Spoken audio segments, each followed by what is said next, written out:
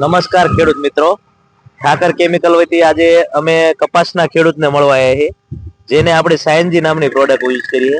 તો સૌપ્રથમ એમનું નામ પૂછું. કાકા, તમારું નામ? અમરસિંહભાઈ રામજીભાઈ લોડલિયા, ગામ ઢાકણિયા.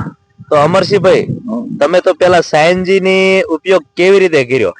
પેલા મારે એક પ્લોટમાં કપાસ થોડો મોળો હતો, તો મને એગ્રો વાળા ભાઈ કીધું કે આ વાપરવાથી તમને એનું રિઝલ્ટ મળશે. તો મેં પેલા 2 પેકેટ નો ઉપયોગ કર્યો.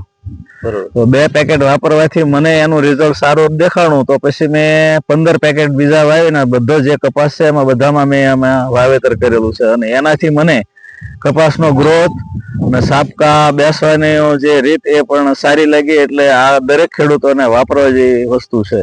તો અમરસિંહભાઈ, હું તમને એવું પૂછીશ કે તમે 15 બેગ ચડાવી સાયનજી, તો ડ્રીપ માં ચડાવી હતી ને? ડ્રીપ માં તો 100% વોટર સોલ્યુબલ પણ ખરું ને? ઓગળી જતું ને? ના, કોઈ પણ તકલીફ નહીં.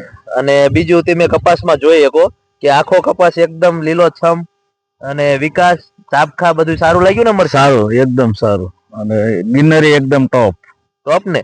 અને બધા ખેડૂત વાપરે તો આમાં ઉતારો વધશે કપાસ, એવું લાગે? ઉતારો વધશે અને વાપરવા જેવું ખરું એકદમ. તો જેમ અમરસિંહભાઈ આપણને જણાવ્યું એમ સાયનજી એકરે 3 કિલો દરેક પાકમાં ખેડૂતો ઉપયોગ કરે, અને ડ્રીપ હોય તો ડ્રીપમાં પણ ઉપયોગ થઈ શકે એવું આ વોટર સોલ્યુબલ સાયનજી નામનું ગ્રેન્યુલ ઠાકર કેમિકલે આપ્યું, જેનું મુખ્યત્વે કામ તમે જોઈ શકો કે ગ્રીનરી, વિકાસ, ફાલ ફૂલ વધારે લાગવા ઈ તો છે, પણ સાથે સાથે આમાં જે મિથાઇલ ચેવિકોલ નામનું તત્વ કાકા આવે, એ મિથાઇલ ચેવિકોલ નું કામ એવું છે કે ઈ જમીનમાં ગયા પછી જમીનના ફ્રી રેડિકલ ને પણ દૂર કરે. જે ફ્રી રેડિકલ મુક્ત જમીન હશે તો જમીનનો પીએચ અને ટીડીએસ લેવલ પણ સારું બને, અને આપણી જમીન ફળદ્રુપ છે તો જ વધારે આપણે ઉત્પાદન લઈ કે ને. તો ઈ પણ આનું એક મુખ્ય કામ છે.